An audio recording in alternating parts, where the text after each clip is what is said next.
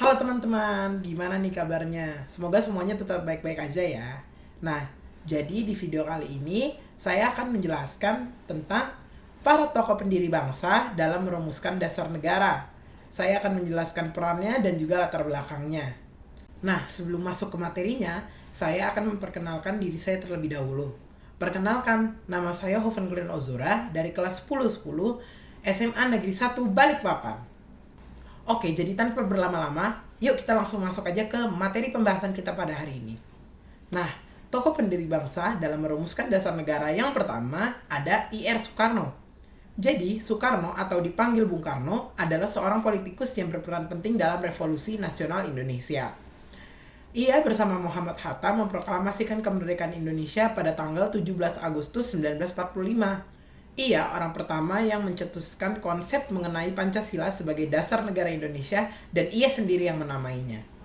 Pada tanggal 1 Juni 1945, dalam sidang BPUPKI, Soekarno menyampaikan gagasannya mengenai dasar negara dalam sebuah pidato tanpa teks. Soekarno mengusulkan dasar negara yang terdiri atas 5 prinsip, yaitu nasionalisme, internasionalisme, mufakat, kesejahteraan sosial, dan ketuhanan yang berkebudayaan. Kelima prinsip itu atas saran seorang teman Soekarno yang ahli bahasa dinamakan Pancasila. Menurut Soekarno, Pancasila itu masih bisa diperas lagi menjadi Trisila, yaitu sosionasionalisme yang merupakan sintesis dari kebangsaan dengan perikemanusiaan, sosiodemokrasi yang merupakan sintesis dari mufakat dengan kesejahteraan sosial, serta ketuhanan. Yang kedua ada Haji Agus Salim. Haji Agus Salim adalah seorang pejuang kemerdekaan Indonesia dan juga sebagai Bapak Pandu Indonesia.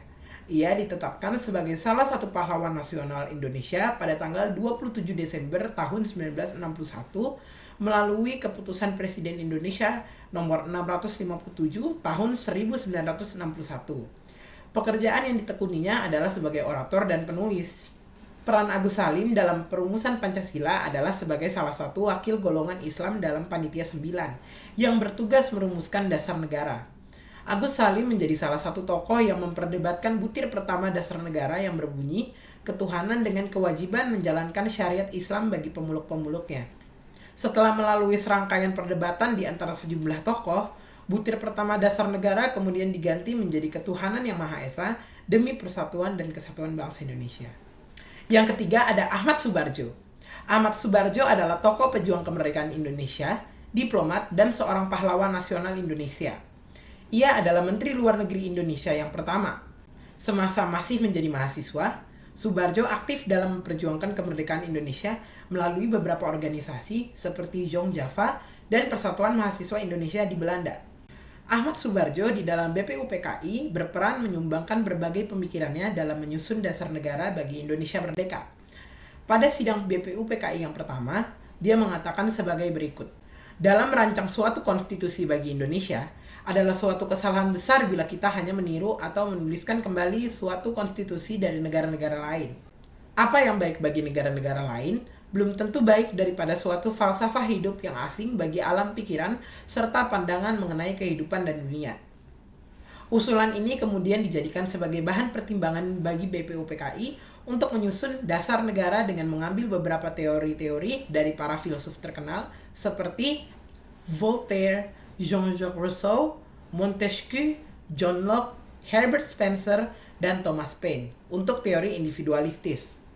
Karl Marx, Engels, dan Lenin untuk teori kelas, serta Adam Miller dan Hegel untuk teori negara kesatuan. Yang keempat ada Supomo. Supomo adalah seorang politikus dan pengacara Indonesia yang menjabat sebagai Menteri Kehakiman pertama negara itu dari Agustus hingga November 1945 dan lagi dari Desember 1949 hingga 6 September 1950. Dikenal sebagai Bapak Konstitusi Indonesia,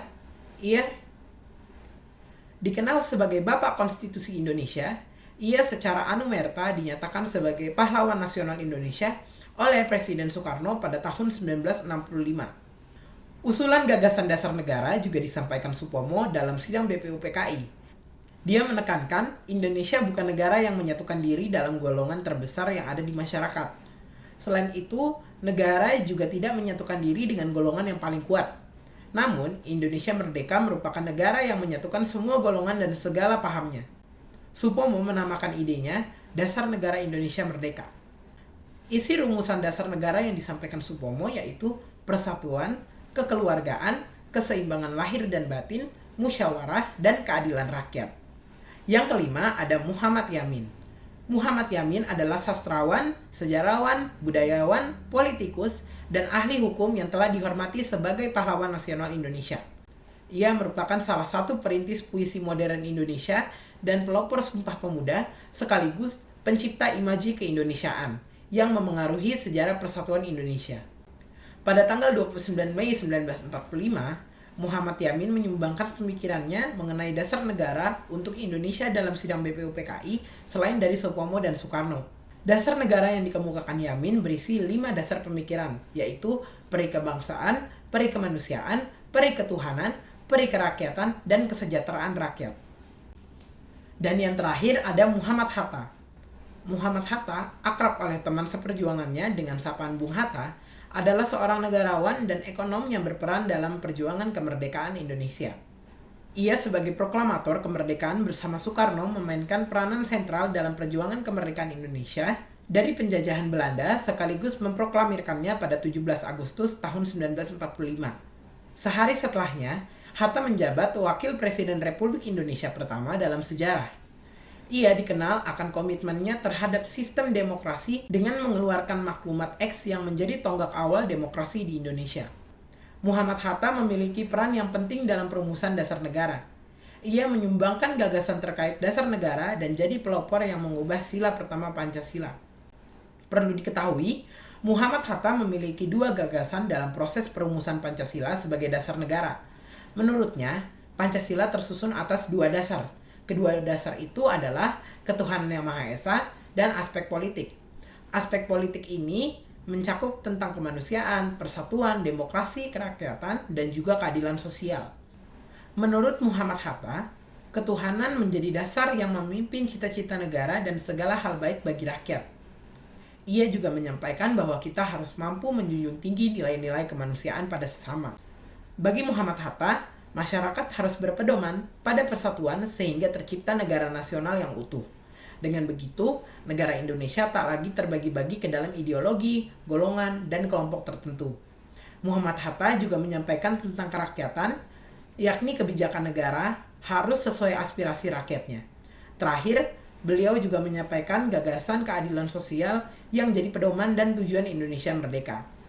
Itu saja penjelasan materi para tokoh pendiri bangsa dalam merumuskan dasar negara. Sekian dari saya, mohon maaf bila ada salah kata atau salah informasi dan terima kasih.